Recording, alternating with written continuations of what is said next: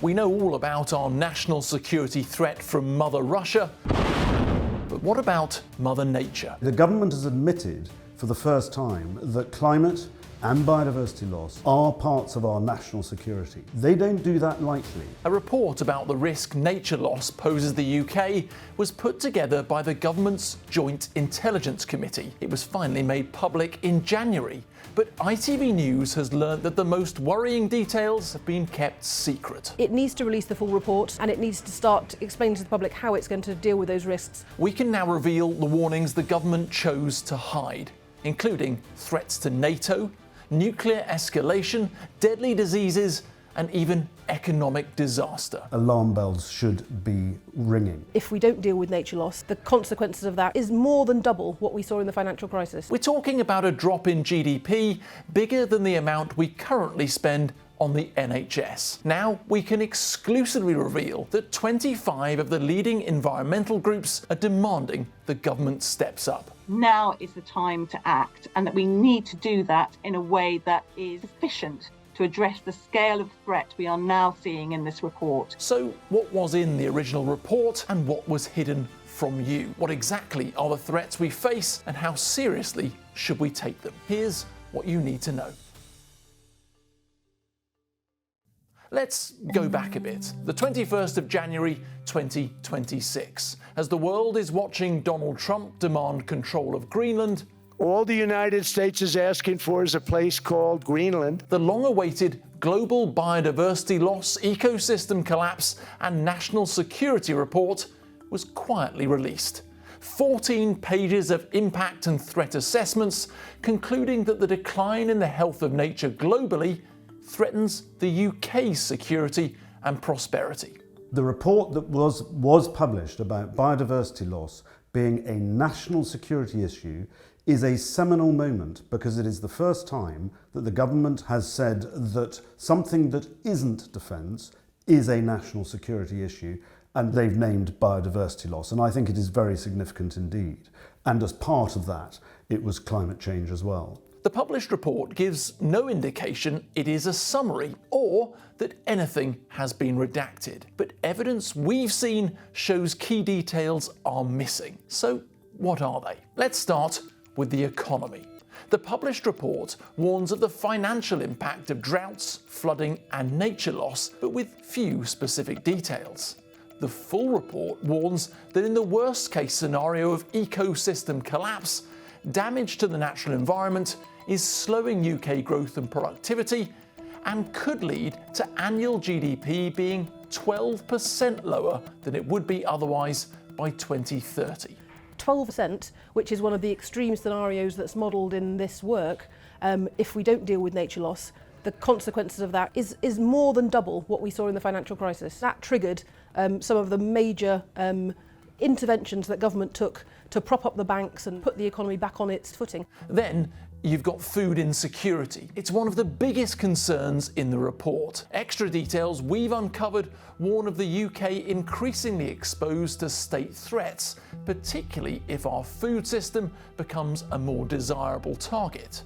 And the risk of NATO being drawn into escalating conflicts over arable land. NATO Article 3 makes it completely clear that you must have a resilient homeland and a resilient government in order to be able to fight on the front line. In the Second World War, running out of food was reportedly Churchill's biggest fear.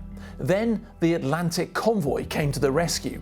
Now we grow even less of what we eat than we did then, and increasing risks of floods and drought make us even more exposed. There is a direct correlation between the effectiveness of our armed forces and taking homeland resilience, which includes the ability to be able to protect ourselves against climate change and biodiversity loss, to support the military. Another issue is migration. We know that climate change is increasingly one of the biggest motivators for people to move. The published report does highlight the risk that poses to international geopolitical stability. We can reveal the full report links that directly to the UK, warning of the potential for more polarised and popularist politics. Also, an increase in people trafficking, like small boat crossings coming to the UK. It's incredibly frustrating that Although government have done the good work they need to do of doing the assessment, and from what we understand, they've taken into consideration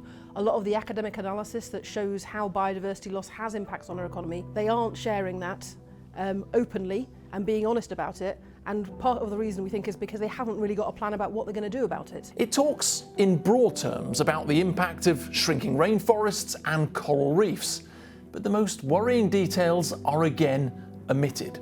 The report mentions the release of diseases as permafrosts in the boreal forests melt, but text we've seen specifically mentions anthrax, with the potential, again in a worst case scenario, to trigger mass mortality events. It's a similar story with the Himalayas.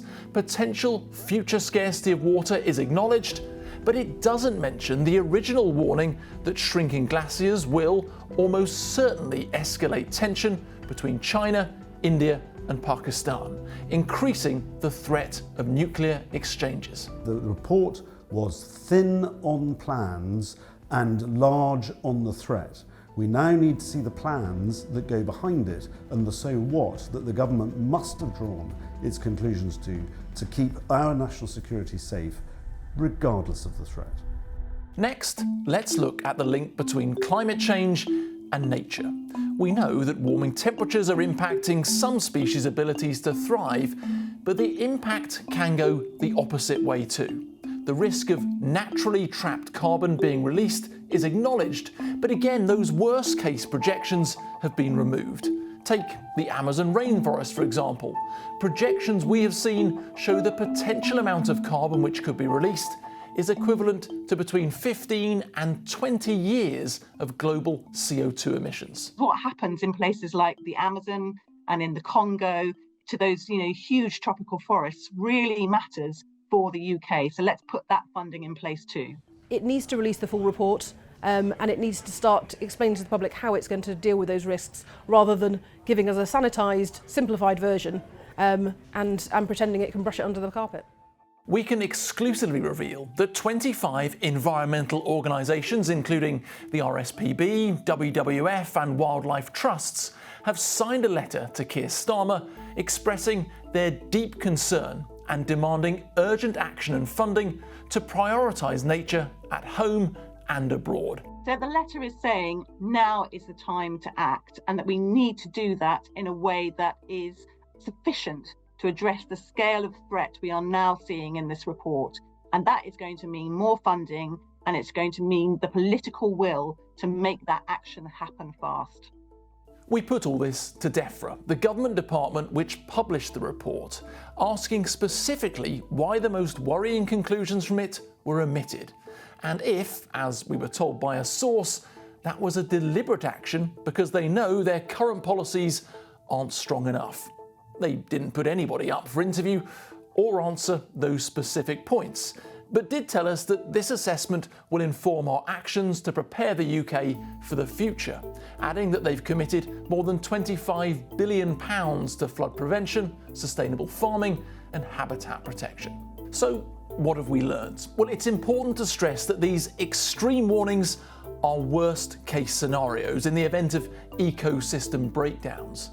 But the very fact intelligence chiefs are briefing the government not on military risks, but the threat of declining nature is huge. When you're talking about things as serious as pandemics, political unrest, economic decline, and even war, it is a key job of the government to defend our national security. This report has left them with a lot to think about.